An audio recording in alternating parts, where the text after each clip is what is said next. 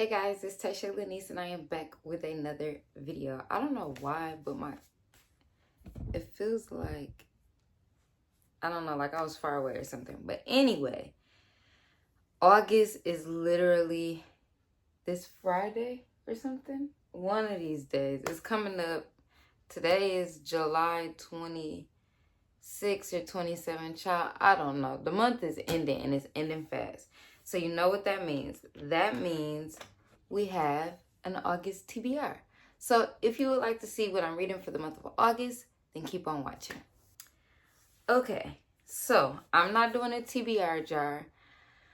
I'm basically picking out books that feel like I'm in the mood to read. So I have 5 books.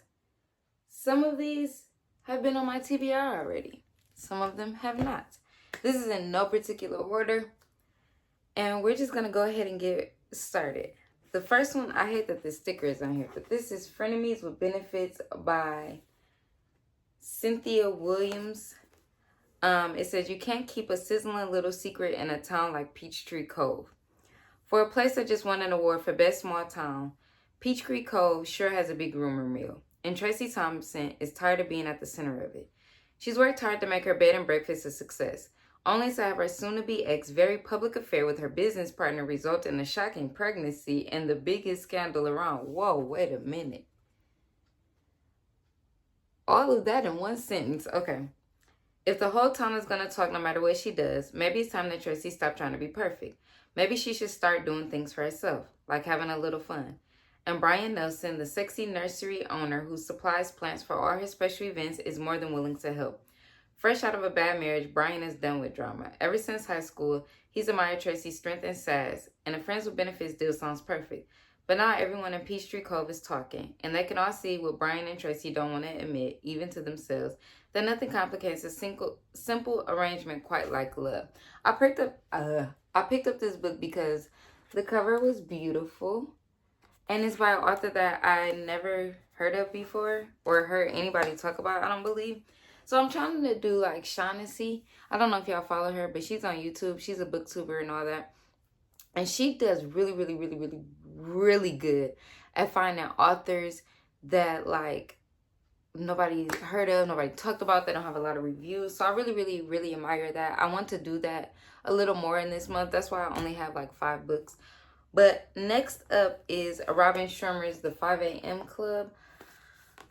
I'm getting my life together, so I need to really like lock in. And I feel like I need to get back to reading this while waking back up at 5 a.m. Last week, not this week that just passed, but the week before that, I did really good at waking up at 5:30 every day and reading my Bible. But then like I got sick this week, so I was sick Monday, and then I was kind of still out of it Tuesday, so it just threw me all off. But that's the 5 a.m. Club. It's kind of pretty self-explanatory. It's a self-help type of book. On your morning, elevate your life. I don't know if I should start over because I pretty much remember like parts of it, but I don't know. I don't know if I'll start over or not, but that's that one. Next is If You Stay by Brittany Cherry. Brittany Cherry is a really good author to me. I read the mixtape by her, and I think I read one other book, and I really like both of them, but I think the mixtape was my favorite. I did not own any of her books until this one. I've heard a lot of good things about this one. And this one is Gabriel Sinclair Will Forever Be My First. My first best friend, my first kiss, my first love, and my first heartbreak. The accident that nearly took his life ripped the memory of me from his grasp, and for the last few decades, I've let the guilt of that one terrible night keep us apart. It took me years to make peace with the fact that he would no longer be in my life, so when he shows up as the architect for my new home, my world's tossed upside down. Now I'm trapped in a loveless marriage, raising a child while Gabriel stares at feelings I thought were long buried. It feels like my soul is waking up after years of being in a deep slumber, and my controlling husband will do whatever it takes to keep us apart.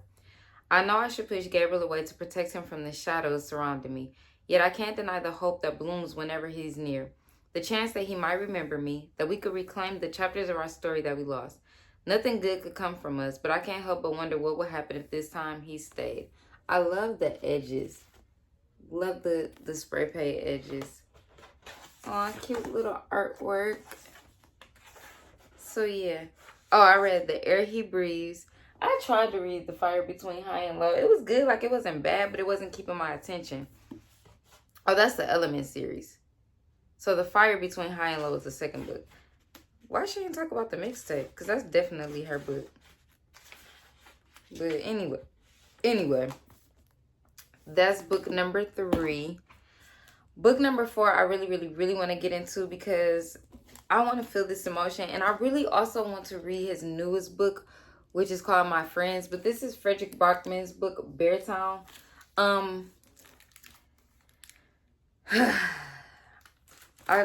It's not there. I only got 2 more books to read, so I'll read it all.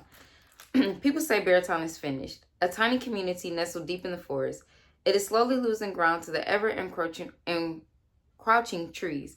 But down by the lake stands an old ice rink, built generations ago by the working men who founded this town. And that ice rink is the reason people in Beartown believe tomorrow will be better than today. Their junior ice hockey team is about to compete in the national semifinals, and they actually have a shot at winning. All the hopes and dreams of this place now rest on the shoulders of a handful of teenage boys. A victory will send star player Kevin on to a brilliant professional future in the NHL. It will mean everything to Amat, a scrawny 15-year-old treated like an outcast everywhere but on the ice. And it would justify the choice that Peter, the team's general manager, and his wife Kira made to return to his hometown and raise their children in this beautiful but isolated place. Being responsible for the hopes of an entire town is a heavy burden. And the semifinal match is a catalyst for a violent act that will leave a young girl traumatized and a town in turmoil. Hers is a story no one wants to believe, since doing so would mean the end of the dream. Accusations are made, and like ripples on a pond that travel through, it's a piece of tape, through all of Beartown, leaving no resident unaffected. I did start reading this, and the writing was beautiful, but I want to get more into it because, like, everybody loves him. And I also, his newest book, My Friends, sound really interesting. So I really want to read that one. And the last book on my list is An Anonymous Girl by Greer Hendricks and Sarah Pacini. So I read The Wife Between Us, and that was a really good book. A nice plot twist, kept you on your toes. But this has been popping up more recently in Facebook book clubs that I'm in. So now I'm like, I got that book. Let me read it before the library wants me to bring it back.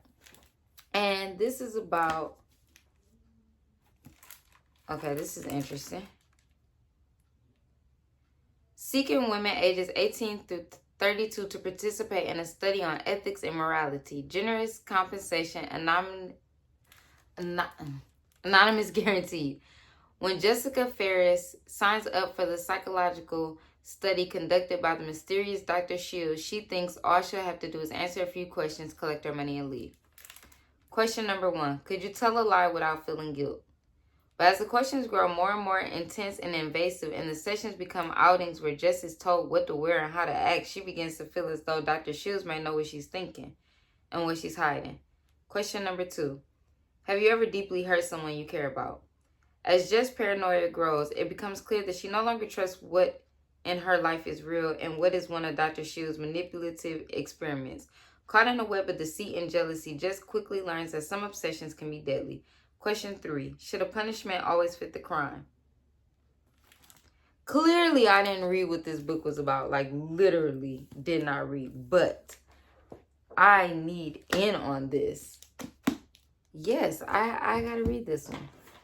So, these are the books that I will be reading for, look at that muscle, for the month of August.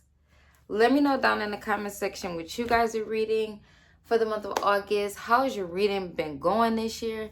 Let me know. Talk to me in the comments. I talk back. But anyway, thank you guys so much for watching. I post on Sundays at 3 p.m. and I'll see you guys in my next video. Bye.